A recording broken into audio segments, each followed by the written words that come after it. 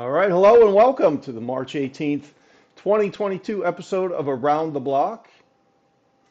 I'm your host, Dave Yornak. I'm the Director of Strategy at TronDow.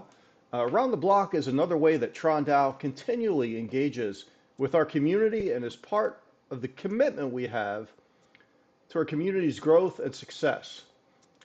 In this series, we interview leaders from around the blockchain space and crypto as well. And we explore the technical, the strategic, and even social implications of the industry. You can find Around the Block each week as we stream it live on this DLive protocol and also on the TronDow YouTube channel. So DLive is actually one of the largest blockchain live streaming services. People can have their own channels and even receive tips from users through TronLink.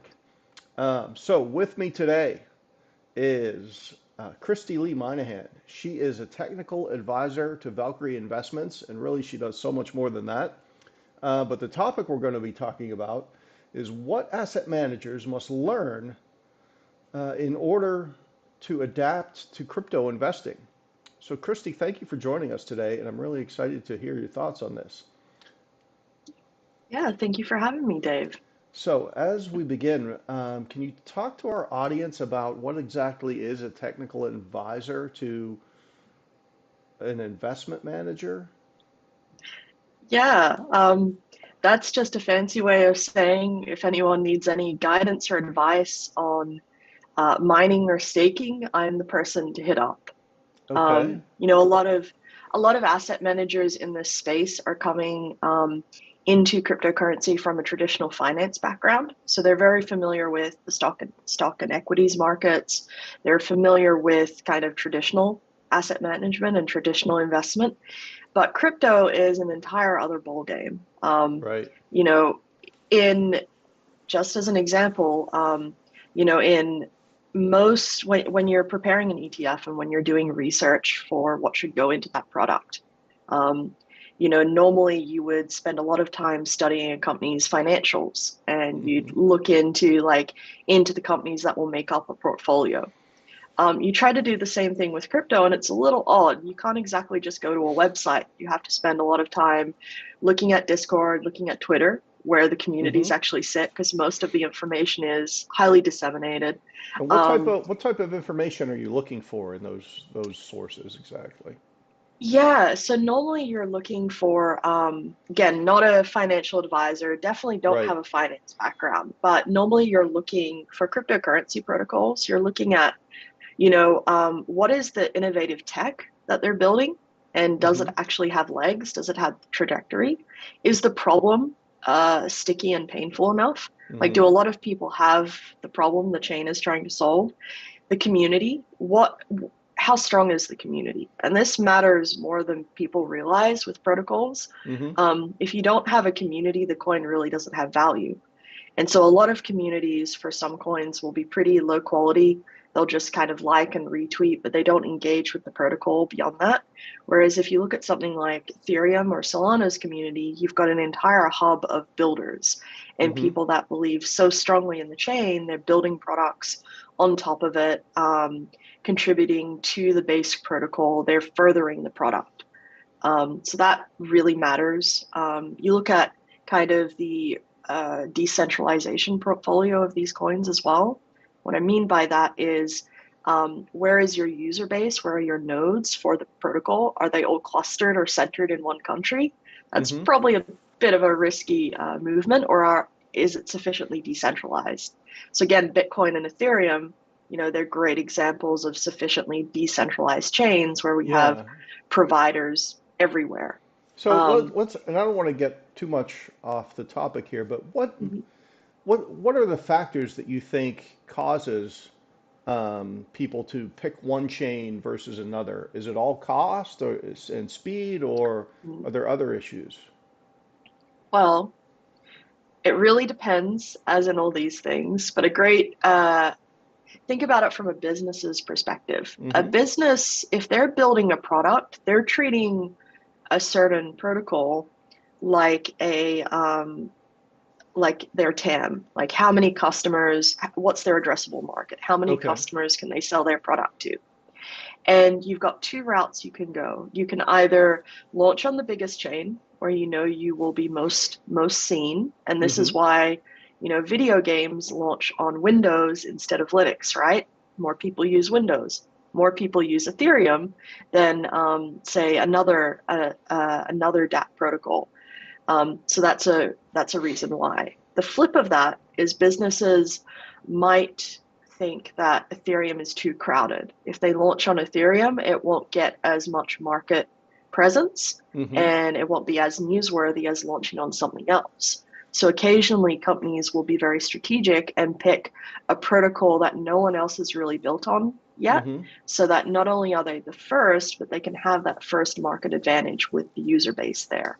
Yeah. Um, But I and would there's think someone doing that has to be really confident in what they're building, right? They're going to attract people to that platform. Yeah, confident in what they're building and in the underlying protocols community, because Yeah. this really, when you don't control the underlying infrastructure, that's a very big trust game, Mm-hmm. and a lot of companies will just have to kind of leap into that. And there's also, strategic reasons why someone might do that. So most protocols have communities that are very geographically clustered. So like Bitcoin right now, I would say is heavily clustered in the US just because Hmm. of mining here. Whereas Ethereum's more spread out, but it seems to cluster predominantly in the EU. Tron has a massive Asian community. Yeah. Um, so each of these protocols, they have, you know, regional demographics, and a business that's trying to target that demographic might switch over to that chain or launch a product on that chain. So Oh, that's that's another, really interesting. Great insight. yeah, that's another common reason. Yeah. And it's been nice to see, in 2018 we had the big push for enterprise and private chains, Mm-hmm. and all of that has just fizzled out, which is great to see. EY did a fantastic job of being a market leader and saying, private chains are dead, long live the public chain. Uh-huh. And that really forced businesses to start using blockchain for its intended purpose, which was, Hmm. for the decentralization, for the censorship resistance. Yeah. Um, Not every business needs censorship resistance, but the decentralization, people don't really appreciate it until they realize that they're offloading quite a lot of their traditional infrastructure costs to the community. And Mm-hmm. it's great cost savings. And then, the engagement you can get on an app that you launch. I think businesses have seen the power that brings and the potential it brings, and they're very excited about it. So it's Yes. been this steady learning process for businesses on, it's okay. Um, it's it, Everyone, I think, in traditional corporations for a few years was still very skittish about the difference between something that is transparent and something that is encrypted, meaning they all just assumed that their data would just be open and available and visible to everyone on a blockchain if they used a blockchain. And as we've gotten more advanced, we've gotten more education out there, and we've had advancements in zero knowledge proofs, businesses have started to become very comfortable. And they've also realized that their data really isn't as valuable as they think it is for a lot of things. Yeah. Um, so we're starting to see more adoption from the FANGs, from the big guys, and a lot Mm-hmm. more experimentation. And NFTs in general have just exploded Yeah. in usage.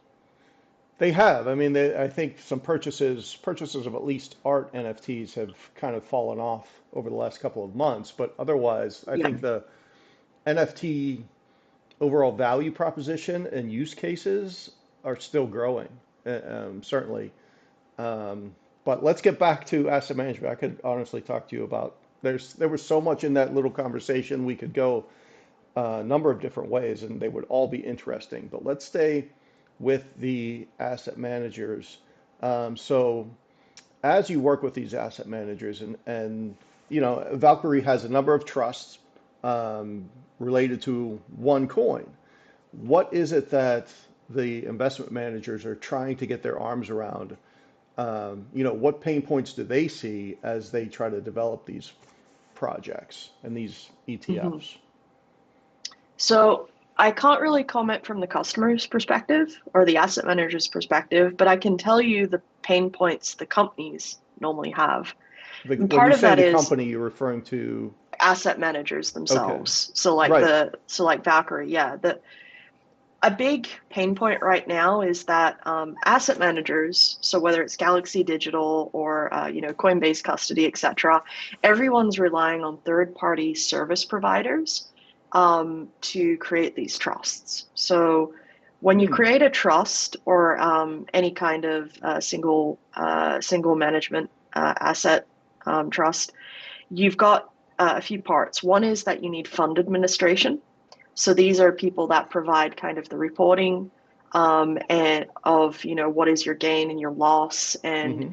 your daily true ups. And they're reading this data from the chain and also doing reconciliation with a number of exchanges and endpoints. Right. So you need one of these. And you also need a custodian normally because multi-sig functionality does not exist for every protocol.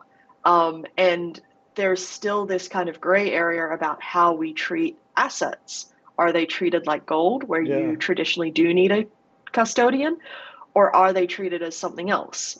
There's still that gray area. So, to err on the side of caution, many people use custodians. And then the third issue is that normally you need a service provider for the infrastructure. So think about the team makeup of most asset managers. They probably don't have a heavy technical engineering team, right?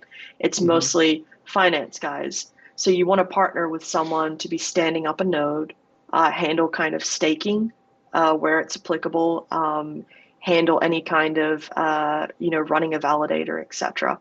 Um, Service providers cannot keep up with the rate of innovation in this space. Yeah. There is a new token launching every day, and that's not an exaggeration. If you look at coin market cap, you'll see every day there's about 20, 25 to 50 new assets listed. Hmm. It is crazy. Well, And those coins are going to be of varying quality, I would think. Some are investable, some they aren't. are. They are, but it's some of them are varying quality, but Hmm. some of them are just sleeping, sleeping giants. Yeah. And a big issue is that when a coin has just launched, it takes a long time for them to get listed on an exchange and to get traction with some of these service providers. And it's a chicken and an egg problem where a service provider won't necessarily, support one of these brand new coins until there's sizable demand and interest. And Hmm. then on the other side, with an asset manager, that sizable demand and interest isn't just going to wait 6 months. It's like you have to be ready today to get funded. So it's Right. it's a chicken and an egg problem. And the only way to really solve this, I feel, is to really streamline the solution. That's what we're thinking a lot about at Valkyrie. How do we package up all of this as one smooth product where we're no longer bottlenecked waiting for service Hmm. providers so that we can move at the speed of this industry? Yeah. And I think a lot of asset managers need to start thinking about this problem. It's not unique to Valkyrie. Everyone has it. I think custodians are a great service for now, but not your keys, not your coin. And I think that there's a lot of overhead there, Hmm. which is painful to the end consumer, right? Overhead eventually gets passed to the end consumer. Right. I think infrastructure providers like your Blockdaemon and Coinbase Cloud and all of these services are absolutely fantastic for individuals, but again, they're not keeping up with the rate of innovation. And so I think Huh. asset managers really need to start thinking about how do we do all of this in-house so that the moment a new coin launches, we can go straight to providing, day one support, and we can kind of be the not intermediary, the stepping Don't say stone. intermediary. Yes, for when a coin, when a coin's just launched, but it's not listed on any major exchanges yet, and Yeah. provide that to your So, institutional investors and family offices. so let me ask you this. From an asset manager perspective, so asset managers get paid on performance, and oftentimes the performance is measured against some type of industry benchmark. So maybe it's the S&P 500 or some other more specific benchmark. So if I'm an asset manager and I have this opportunity to roll out some crypto ETFs, even though they're single source, how is my performance measured? If it's measured, or is it measured on asset growth in that product? Honestly, mate, I'm not 100% sure, but I would assume it's measured, on asset growth. Yeah, I would think There's a so lot because that unfortunately there aren't any crypto indices just yet. there's not. Yeah. And that is a big pain problem. There's a lot of people that are looking for a product like that, and none exists. Yeah, Hmm. that's a major problem, and it's getting worse as DeFi grows. Yeah. No one wants to go research 100 different cryptocurrencies and then figure out which ones they should buy and when they should sell. Like that's a painful Yeah. activity. Um, and even worse is that the state of DeFi right now, um, it's very fragmented. There's a lot of Yeah. products like layer one that are coming out or layer zero, sorry, that are focused on kind of one click actions between chains and to kind Hmm. of package up multiple DeFi actions in one. And we saw a lot of these products as well in the Tron hackathon that are kind of coming to the Tron ecosystem. So Can you it's a talk about that a problem little that, bit more about the layer zero? yeah, so layer zero is it's a protocol that is a bridge between seven other DeFi protocols. Okay. Um, and its entire job is to provide a beautiful interface for doing actions between these seven What? protocols. So Why if I want seven? to, just that those are the ones they launched with, they're all Okay. EVM compatible chains. Okay. So when you're doing anything in Ethereum, you want support day one for Ethereum, for Solana, for Tron, mostly because of Tether, to be honest. Hmm. Tether is a big driver around that. So all the EVM compatible chains you want support for, and then the idea is that you have a beautiful dashboard where you can stake or swap any of your coins, and it will find you the best rates, just all in one action, one click. And the protocol packages all this up into a few blocks for you to minimize cost. Traditionally, if you wanted to hop from bridge to bridge, you'd have to be doing that yourself as a user, Hmm. and you'd have to download all the different wallets and all the different Yeah. explorers to make sure that your transaction hasn't either been front run or it's being confirmed. And it's just a very stressful experience. So Yeah. we see a lot of DeFi products now are focused on building a nice launchpad, a nice portfolio for all of the different coins and just swapping between them. None of them yet have started to do portfolios Hmm. where you would have, a crypto index, or you'd be able to subscribe to a certain portfolio allocation. I'm interested to see a product like that roll out. I Hmm. know it probably won't happen in the US because of regulation, but that would be the next step up in this game. I would think Imagine so. that, We could see the Valkyrie yeah, 100. yeah, exactly. But that would be amazing to be able to, just have a stack of Bitcoin and be able to subscribe to a portfolio, and even rank portfolios on a protocol, right? Based Hmm. upon their performance. And Yeah. that would be fantastic. And I do hope we see something like that in the future. And I hope the regulation around crypto, especially here in the US, gets a little bit more solidified because right now it's in a state of unease. and people are very skittish Yes. around innovating in DeFi. And it's kind of stressful when, your entire livelihood could be uprooted one day just because you tried to build something that solved a problem that many people Hmm. have. Yeah, definitely. So within the specific trusts, how frequently are they traded? And you might not know this, but what's the activity like within? So let's say within the Tron Trust, you're managing that. What's the trading frequency that the manager might do? Or is it just we're going to buy it and then, just kind of hold it onto it?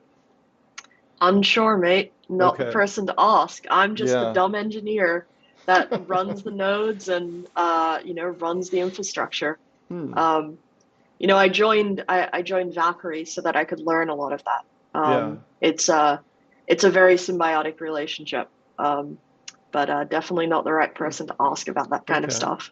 Well, then let's talk about that and getting the nodes set up. What have there been any challenges that you've run into on the asset management side or on from the coin side? Most of the challenges are around every new protocol that you encounter. Hmm. Um, you have to understand the intricacies of setting up like their validator. So in Tron, we have super representatives. So we run a Yeah. super representative node. But then in Ethereum, you have your validators, etc. So each protocol is different. They have a different staking flow, as I like to call it, that is, not transferable to another protocol. Um, they have a different implementation of multisig. So if we try to use multisig wherever we can Hmm. in protocols, and for most it's supported natively, not always. Sometimes there's not even a reference contract or a reference tool for multisig accounts or wallets, so we have to build that ourselves. So that's a big problem and a bit of a pain point. Um, Wallet support is kind of scarce. One of the things I left out is kind of another pain point with newly listed or newly created assets is time to onboard to hardware wallets like Ledger. Ledger has a massive backlog Hmm. of assets that it's working on integrating and incorporating, and it's not able to keep up with the rate of innovation either. So that's another pain point. Does your hardware wallet support this asset? If it doesn't, well, you're kind of out of luck. Another pain point in the service provider problem. Um, so most of it's just, there's so much difference between all of these protocols. Um, and it's a time game. It's no different to many of the miners who might be listening will remember the good old days from, back in 2013, 2014, where it really was a rush. New coins would be coming out every day. And Hmm. it was whoever would get their miner set up first on day one of the launch would profit and be the richest. Um, the same sort of race in asset management. It's a, time is money thing. So you need to get your nodes stood up from day one, your infrastructure ready to go day one, so you're not missing out on any kind of revenue gains from staking, or Hmm. you're not missing out on really anything. And if we go the traditional service provider route, oftentimes we can be waiting up to 6 months for a new asset. That's painful. That is painful. Um, so that's definitely been a learning experience, and it's been interesting to see how much of the mining experience and mining Hmm. infrastructure experience carries over to proof of stake. At the end of the day, it's all DevOps, and there's a Hmm. lot of synergies between those two environments, which has been advantageous in our situation. Can we talk a little bit about the difference between um, the proof of work and then the proof of stake and any issues you might have or there might be in between or between those different um, Yeah, mechanisms?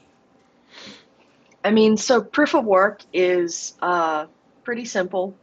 Take any kind of computing power, depending on your protocol, and get paid out in coins according to how much computing power you've contributed. Mm-hmm.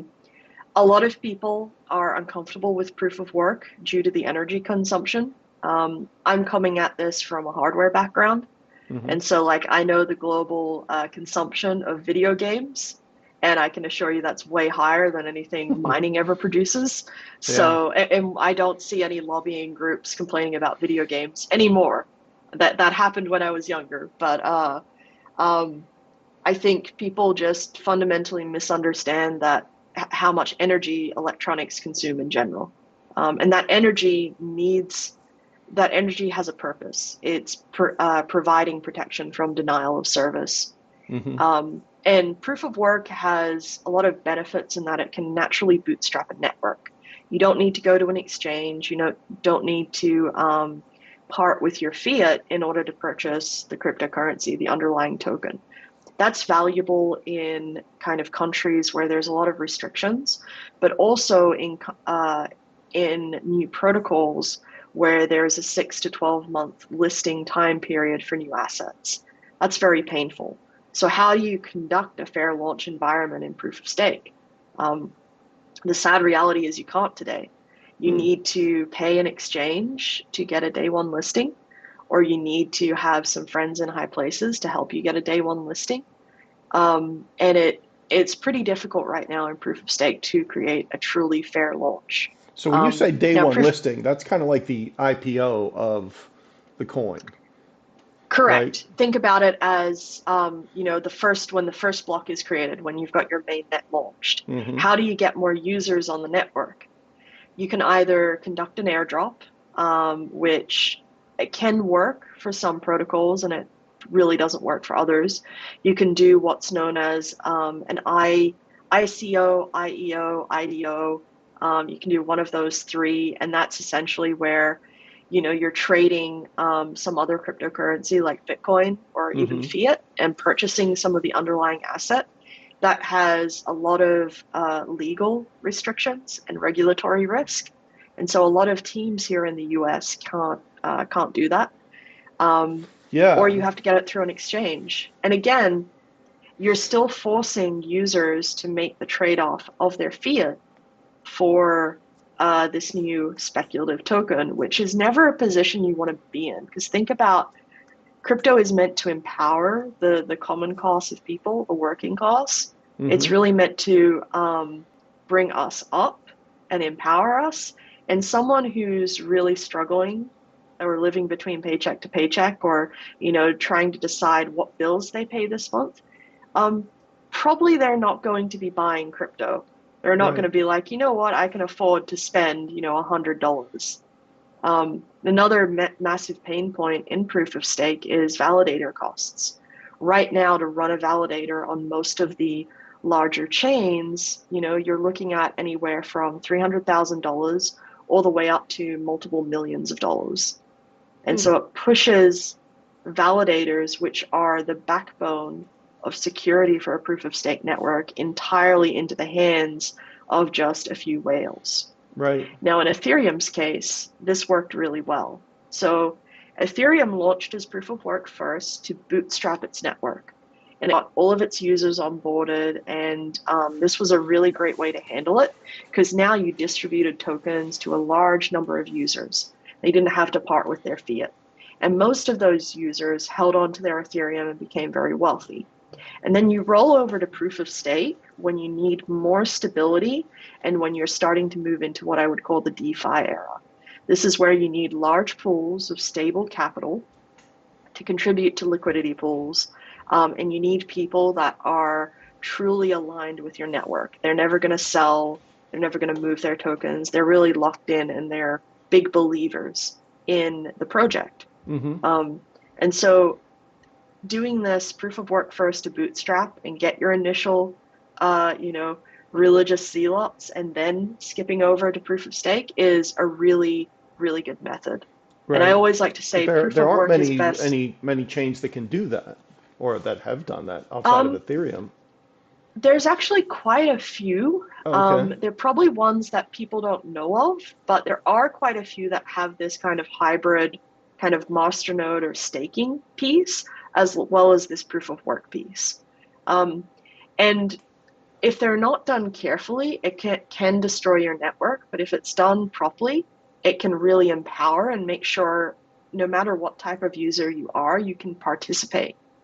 But proof of work has this, it's a dirty word right now just because of the energy narrative, Mm-hmm. and a lot more education needs to go into that. And when we think proof of work, most people are also defaulting to Bitcoin, SHA-256D, which is an entirely different kind of energy consumption portfolio to something like Ethereum versus something like Monero. Mm-hmm. All of these assets have a different algorithm, they have different hardware, they have a different user base. But proof of stake, we talked about why proof of work's great. Proof of stake, again, is really good for long-term investors, long-term stability. Yeah. So once your network is more mature, and we call it if I take a step back, we call the process of building a protocol and launching it the decentralization playbook. So A16Z kind of pioneered this term where they presented a roadmap Mm-hmm. of what it usually takes for a protocol or any kind of blockchain app from day one to launch to the time it takes for them to fully hand it over to the community. And that's about a 7 to 9 year process. To date, only one protocol I think has really succeeded in exiting to the community, and that's Bitcoin. Mm-hmm. Everyone else is kind of floating around in this middle area.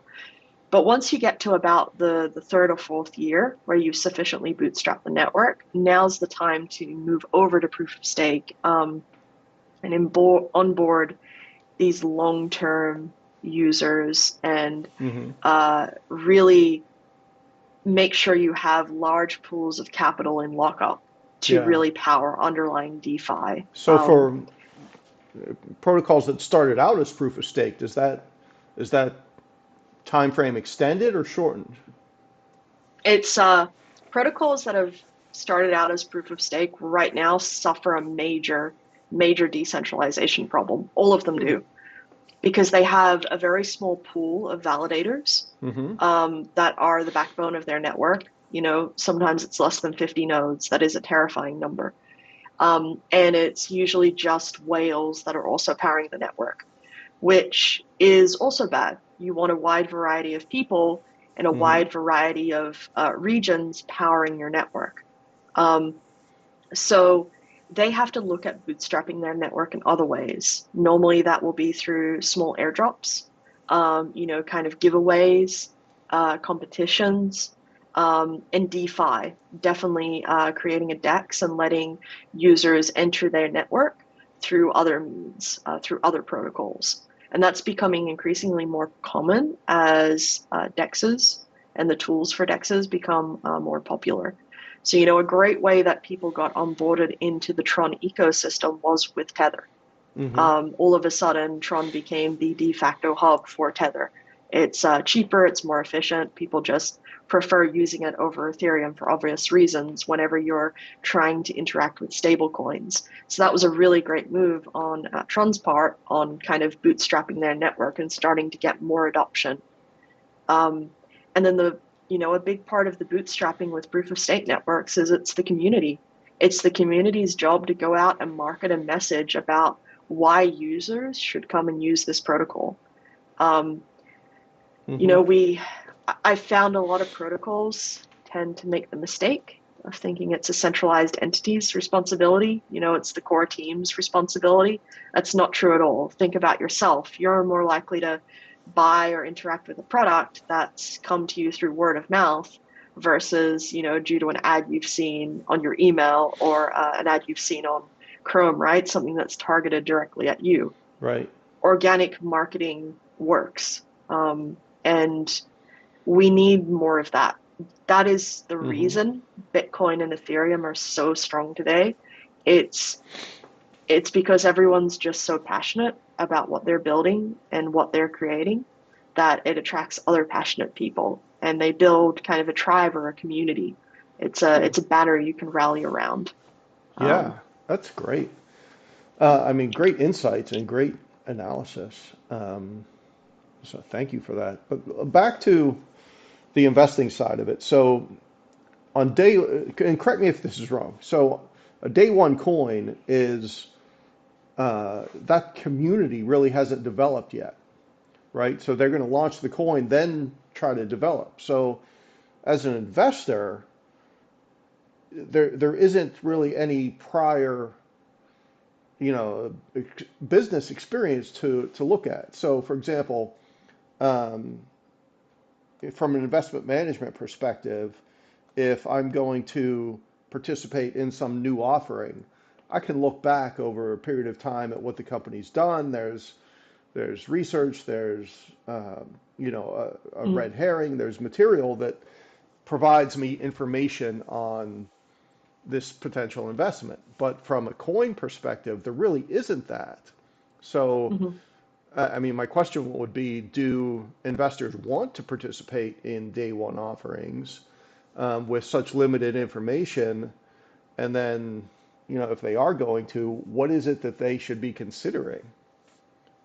Yeah. So let's think to answer that question, I'll answer it very broadly in terms of not just an asset manager or like institutional investors, but also venture capital funds. Yeah. And the answer is absolutely. Um, VCs understand, I think the markets become more educated. People really do understand that um, blockchain is disruptive innovation and that you do have to take some bets. And so the process more broadly for major investors is they do research into the team and their vision. They listen, to what the team's talking about. They participate in their communities. They Hmm. really try and figure out, as I talked about, is the problem they're trying to solve painful enough? And if so, like, what does this team have that makes them capable of solving that? The way any blockchain network starts, even Bitcoin back in the day, is, it starts with the vision and the team. Someone writes a paper, someone writes an article about here's all the problems that exist today in the world. Here's how I think I can solve them. And then some code is written and it's launched. And a Hmm. community gathers around that vision. They don't gather around the technology. And I say that as an engineer, and I think it's really important for everyone to understand this is both the downfall of crypto and also it's the secret source of its staying power. It's a Hmm. downfall because it means that if you are a scam artist but you're very charismatic, you will gain a lot of traction with your product, and Hmm. that's why we have a lot of really bad cryptocurrencies out there that have no substance because they have a charismatic leader. But at the same time, that is its staying power for crypto. When you have people that are treating this more like a movement instead of just an investment, there is emotion and passion behind it. Hmm. And that's scary, but also empowering. And Bitcoin had that. Bitcoin was not money, it was a movement. Right. It was um, there was a great journalist that said Bitcoin is a movement masquerading as money. And I think that's very, very insightful. Um, so, investors will be looking at all sorts of these things. Sometimes they'll be working with investment advisors to actually educate them or teach them, and that Hmm. happens a lot with Bitcoin. Um, and then for these newer speculative, assets that are launching, venture capital funds will be doing their due diligence on the teams. They'll reach out, they'll talk to them, and then yeah, they'll be making a bet. They'll be Hmm. like, you know what is based upon all of our internal experience, do we think this is going to be big? Um, and there is really a market right now, you know, for protocol teams to be able to work directly with asset managers so that they can immediately launch kind of a fund day one to give these institutional investors exposure. That is a Hmm. product that has, been waiting to be brought to market for quite some time that Valkyrie was able to create. And I think that's really innovative because, again, we talked about the problem that exists, right? Yeah. Exchange listings, it's very slow. Um, Hmm. and yeah, there are some examples of coins that are highly desired right now that probably won't have a day one listing. So I think that's something unique that Valkyrie did that I think solves a pain problem, and now we just need to catch up to the rate of innovation that's happening in this space. Yeah. We were talking about decentralization. Let's talk about investing in DAOs. And obviously, Tron is a DAO, and you have an ETF on that. So to me, that almost seems like potentially activist investing, where, or not even activist, but significant investment because you're running a node. You're a super representative of Tron, which makes Valkyrie have input into how the company is run, correct? Well, to be clear, we don't have an ETF product around Tron. We have a trust around You have Tron. a trust. Okay. So that correct. So single management asset trust. So that means that we're managing someone else's money on their behalf, taking care of all of the heavy lifting. So all of the reporting, all of the all of the day-to-day activities, the node, the staking, etc. And it's not that Valkyrie is making necessarily decisions on behalf of the customer. In that case, it's that the customer is still making all of those decisions through multi-sig. So the customer still has the input control. Yeah. Okay. Correct. Now, Valkyrie doesn't have a DAO product, and I don't think right now that's a pain problem that needs to be solved. If you look at DAOs traditionally, it's very much a personal thing. And it's not a money management thing. Those tokens that you get from a DAO, they really represent your voice or your weight. Right. I think but as it's a super representative of Tron, you have input on decisions. And so what if the trust does accept investments from outside or from multiple people, right? So does each person, it's almost like a proxy vote, then each holder of the trust gets to weigh in to some extent, based on the amount that they hold, onto how the company is run. Okay. Correct. I can't comment on what we actually do for the specifics of the Tron Trust. Again, just the dumb engineer, right? So I'm not the right person to answer those questions. But I do think that actually is an incredibly interesting product. And yeah, I can see it working like that, where you would have a trust that's run through a multi-sig and everyone gets, stake based upon how much they've contributed. No different to, any company, right? You get, you have so many shares based upon the money that you've contributed. We're not there yet with kind of, I think, regulation and products, financial products in general. But I would very much like to see that in the next 2 years. I'd like to see a proper, DAO run like that institutional investors could invest in. That'd be really cool. I think it would be amazing. A cool product. That would be, and it would be a great milestone on the way to, mainstreaming of all these new and innovative things that were being worked on. Okay. Kristy, this has been an amazing discussion for me. You are a font of information and knowledge, and I really appreciate you joining it today. And also, I'd love to have you back another time just to talk about your background. Your background is so interesting. I purposely avoided it because I would have spent the entire time just talking about your background. But that's certainly worth a whole other episode on its own. Because it is so interesting and really very cool, a great story. So maybe you can come back another time when we can talk about that. Would love to. Yes, she is Kristy-Leigh Minehan from Valkyrie Investments. So thank you for being with us today. Thank you so much for having me. I appreciate it. Bye. Bye.